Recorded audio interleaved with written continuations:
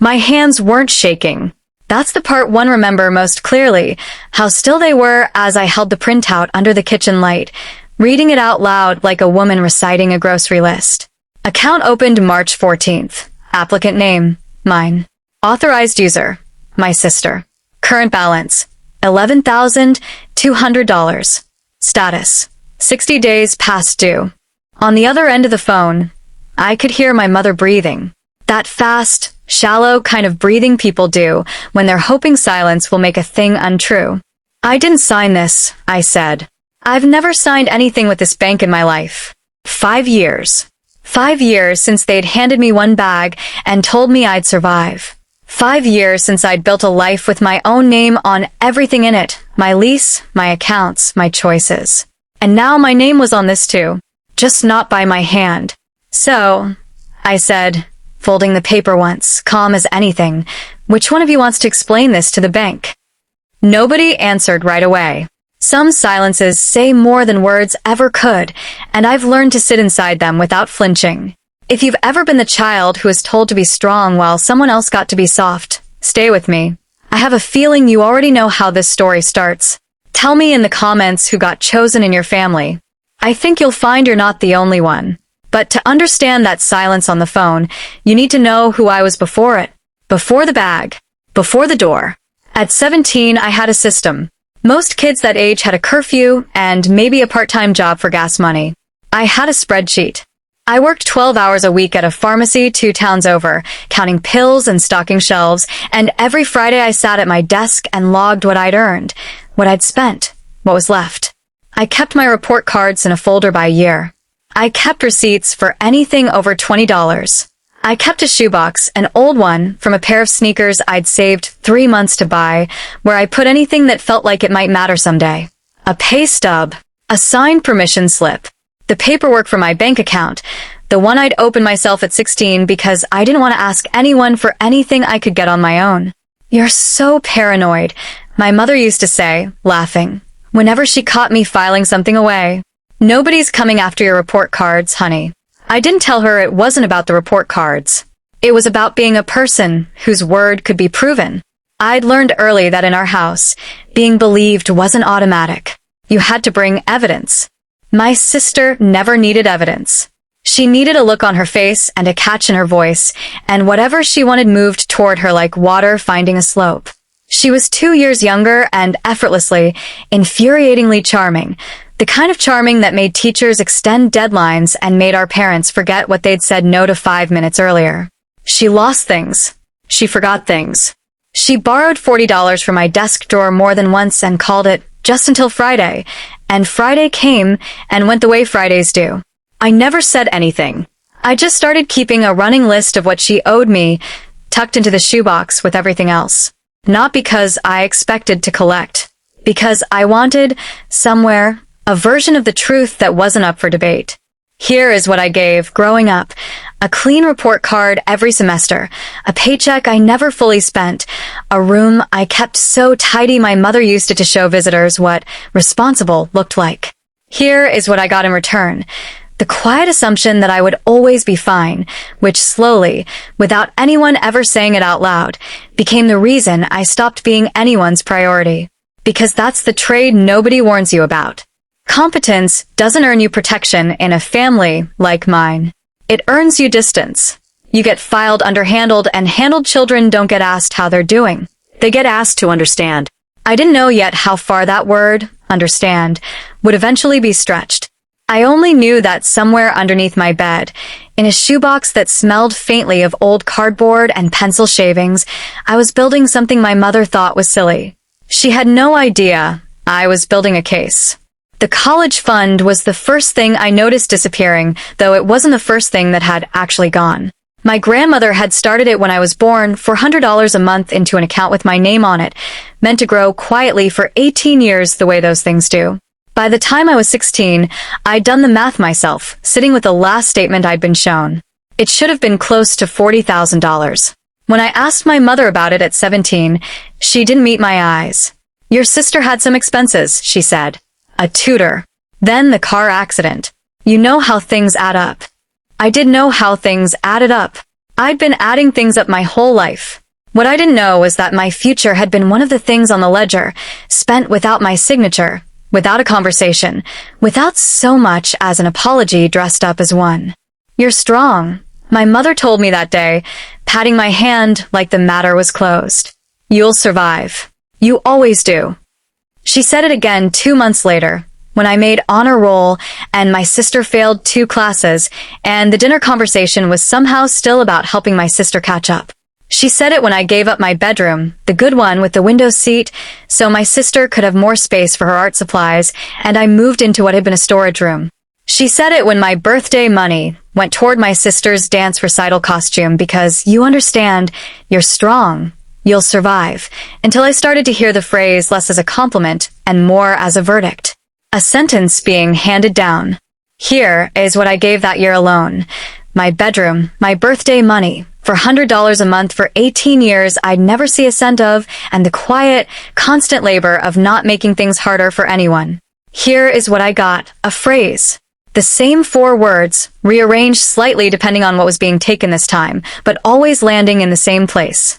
You're strong. You'll survive. Nobody ever asked if I wanted to be. I kept filing things away anyway. The old college fund statement I'd printed at the library before it vanished from my mother's desk, a copy of the transfer she'd made from my savings account to cover my sister's fender bender, a note my grandmother had written to me the year before she died, promising the fund was mine and mine alone. I didn't know why I kept saving these things. I told myself it was habit. Filing. The shoebox getting heavier every year with paper that proved things nobody in my house wanted proven. She didn't know the shoebox would end up mattering more than any of them ever imagined. Neither did I, not really. I just knew that somewhere inside me, a very quiet decision was already being made, long before the night they sat me down at the kitchen table and told me it was time to go. I turned 18 on a Tuesday, and I remember thinking, even as I blew out the candles on a store-bought cake nobody had bothered to write my name on, that something in the room felt rehearsed. My mother's smile was too fixed. My father kept checking his phone like he was counting down to something. They waited until my Aunt Carol had stepped into the kitchen for more coffee before they said it.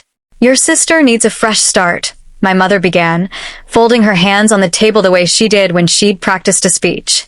"A real one. And honestly, sweetheart, we just can't stretch any further. Financially, emotionally, we're stretched thin as it is." I asked what that meant, though some part of me already knew. "It means you're 18 now," my father said, not unkindly, which somehow made it worse. "It means it's time.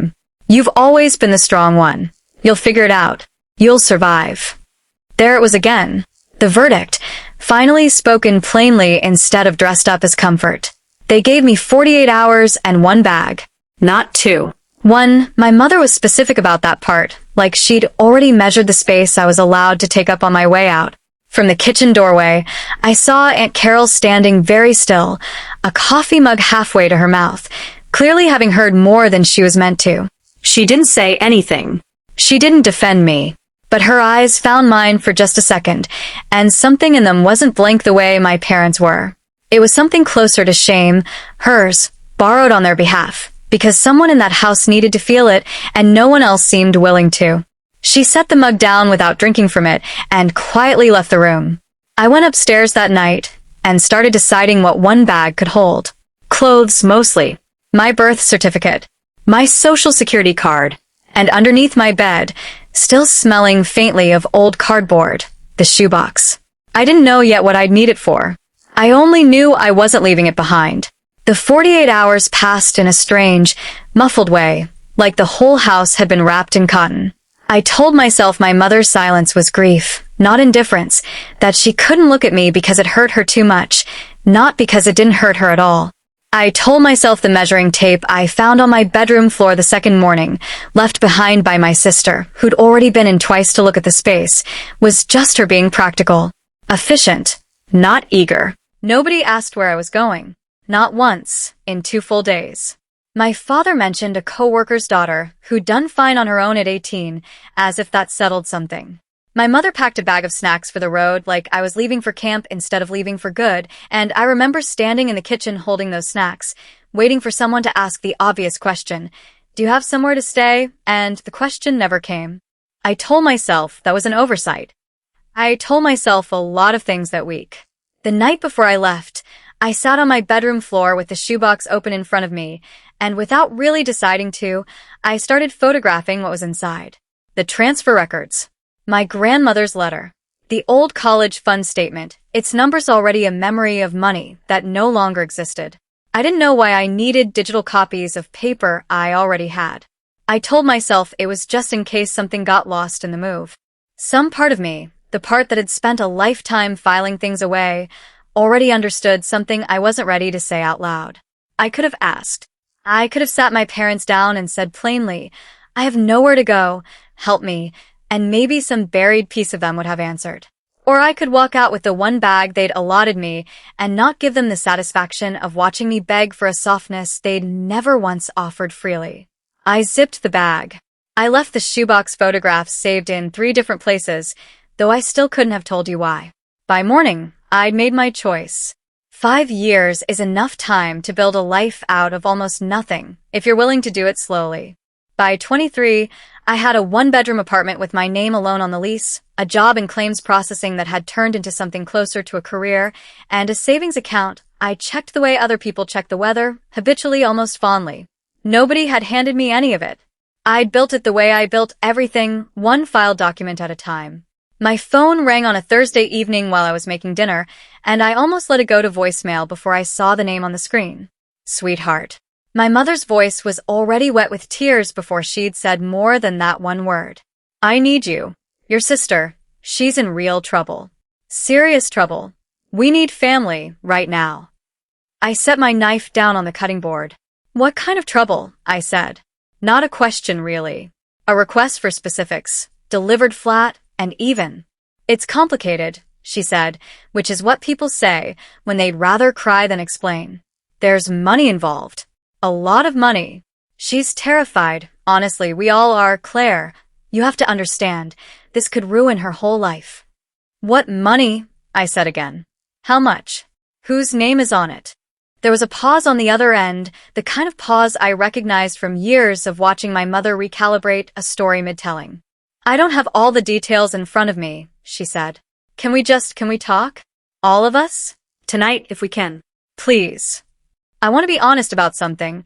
Some old, tired part of me wanted to hang up. Not out of cruelty. Out of self-preservation. But another part of me, the part that had learned the hard way that unanswered questions have a way of finding you eventually, wanted to know exactly what a lot of money meant and whose signature was supposedly attached to it. Fine, I said. Video call. 8 o'clock. I want you both there. My mother thanked me 4 times before I could hang up, her voice cracking on each one like a woman genuinely undone. I believed the tears. I've never doubted that my mother can cry on command and mean it a little, both at once. What I didn't believe, not for 1 second, standing in my kitchen with the knife still resting on the cutting board, was that this call was about my sister's safety. At 8 o'clock, I opened my laptop, and their 2 faces appeared on the screen, my mother's, already blotchy, and my sister's, pale and unusually quiet. Okay, I said. Tell me everything. For a long moment, nobody said anything at all. My sister looked at my mother. My mother looked at her hands. It's a loan situation, my mother finally said. Your sister took out something a few years back to help get on her feet, and it's grown. Interest and everything. It's become more than she can manage. What loan? I said. From where? How much? Does it matter exactly how much?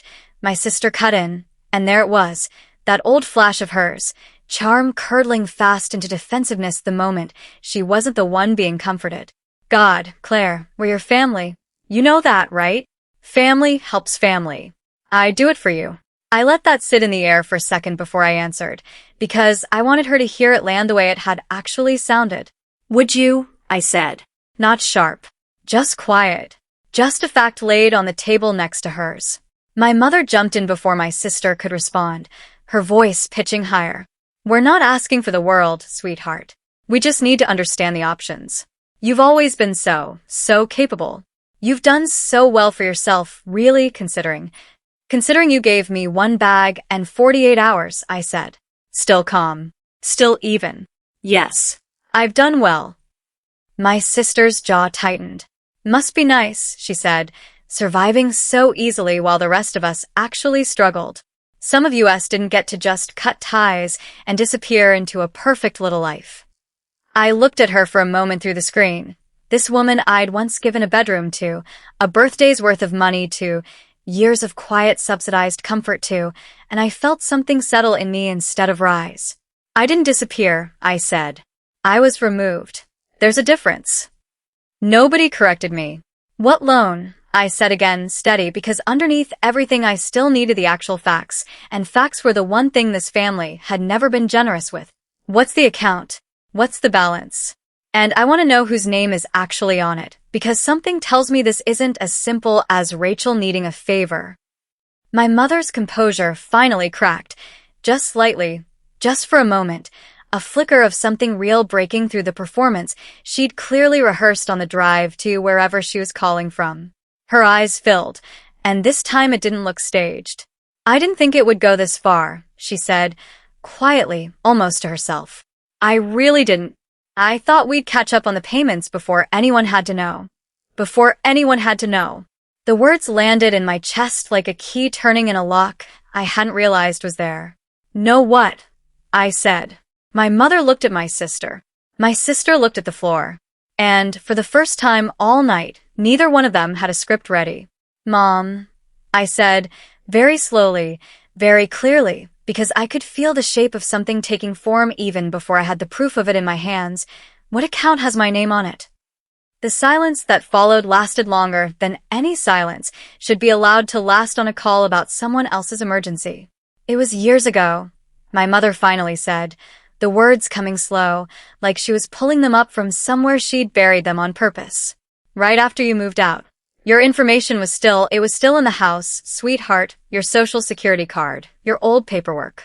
We were desperate. Your sister needed a car to get to work, and nothing else was approving, and I thought we'd pay it off before you ever had to know. I thought you'd never check. You'd cut us off. Why would you check?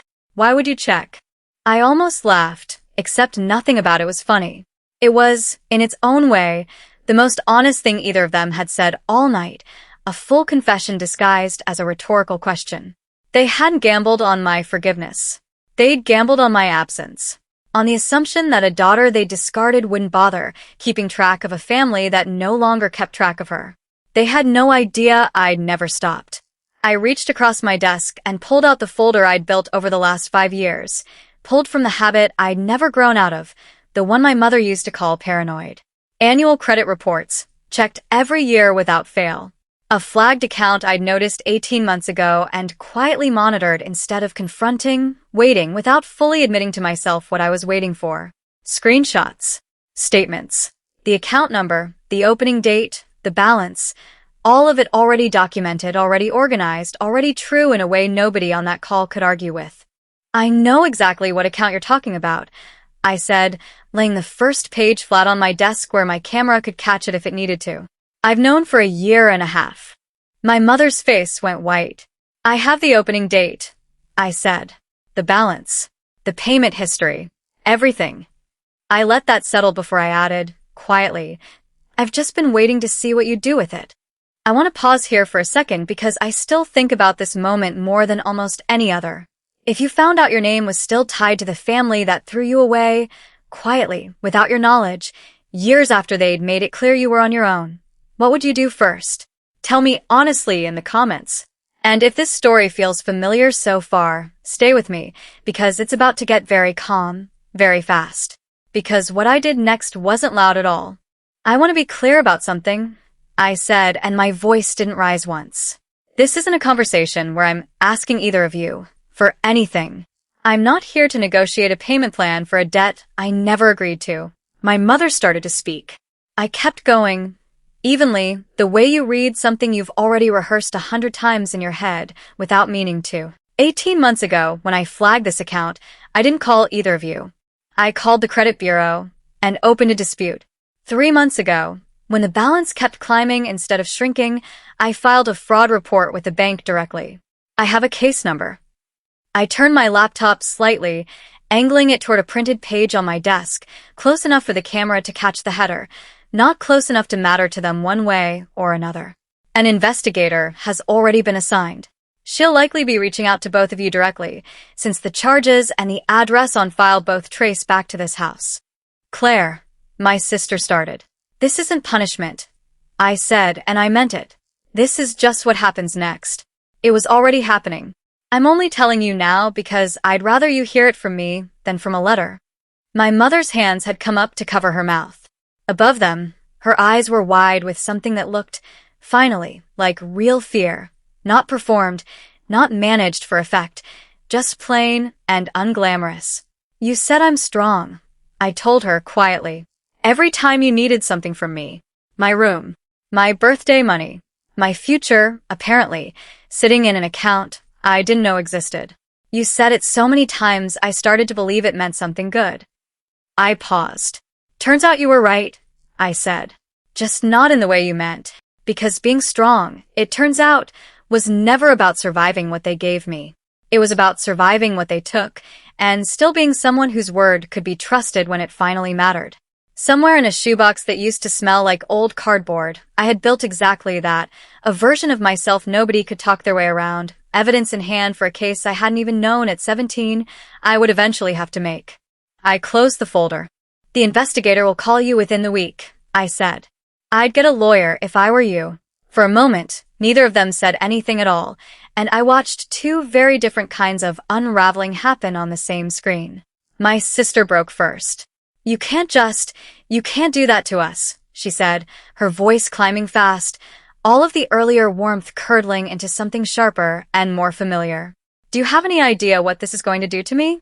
To my credit, to my, Claire, I could lose everything.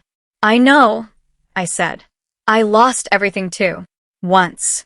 She didn't have an answer for that. Instead, she kept going, faster now, the mask fully gone. This isn't about the money. And you know it. This is about you punishing us. This is you being petty because of something that happened 5 years ago. This is a fraud case, I said. That exists because someone opened an account in my name without my permission. It's not petty. It's a fact with a case number attached to it. My mother, beside her, had gone very still, staring at something just off camera, not at me, not at her other daughter, just at nothing, the way people do when the version of events they've been managing for years finally refuses to hold its shape. We're your family. My sister tried again, quieter now, less certain, reaching for the same line that had opened this whole call. Family helps family. You told me that an hour ago, I said. I noticed neither of you asked how I was doing, just what I was going to do. That landed the way I expected it to. My sister's eyes filled, but it wasn't grief. It was the particular panic of someone realizing, all at once, that the softness she'd always been handed automatically wasn't coming this time, that for the first time in her life, she was going to have to face something without someone quietly absorbing it for her. She looked, for just a second, exactly as young and unprepared as I'd felt at 18, standing in that kitchen with one bag. The difference was, nobody had built her a shoebox. I let the silence sit for a moment before I spoke again. Because some things deserve a little room around them. I hope you figured out, I said. And I meant it, plainly, without performance. I wasn't wishing them harm. I simply wasn't going to be the harm solution anymore. I really do. I hope the investigator is fair. I hope you find a way through this that doesn't cost either of you what it cost me. My mother opened her mouth, but nothing came out. My sister had gone quiet, staring somewhere past the camera. Take care, I said, and closed the laptop before either of them could answer. I sat for a moment in the sudden quiet of my kitchen, the knife still resting where I'd left it on the cutting board, dinner still half made. 5 years ago, I'd walked out of that house with one bag and nothing else. Tonight, I closed a laptop and walked away with everything I actually needed. No debt that wasn't mine, no guilt that wasn't earned, no bag required at all. Just peace, and a case number that wasn't going anywhere. 6 months later, the fraud case closed in my favor. The account was removed from my credit entirely, the balance wiped clean off any paper with my name on it, a brief, formal letter confirming what I'd known the whole time. I owed nothing, because none of it had ever truly been mine to owe. What happened to the debt itself, I only heard secondhand. My parents, it turned out, had spent years quietly funneling every hard moment toward whichever child seemed most able to absorb it. With that option finally gone, there was no one left to redirect it to. I heard the house went up for sale. I heard my sister moved back in with them instead of the other way around. I wasn't there for any of it, and for the first time in my life, that felt less like abandonment and more like architecture, a house built without me, finally having to hold its own weight. A message arrived from Aunt Carol that same week, the first I'd heard from her in years. Just a few lines. Asterisk, I should have said something back then. I'm proud of the woman you turned out to be. No thanks to any of us. Asterisk. I read it twice, then filed it away, out of habit more than anything. Not in a shoebox this time. Somewhere better. I think about that phrase sometimes, you're strong, you'll survive, the one they handed me like a gift every time they meant to take something. I understand it differently now. It was never a compliment. It was a warning. A quiet confession, years ahead of schedule, about exactly what they intended to take from me, and exactly how little they expected me to notice.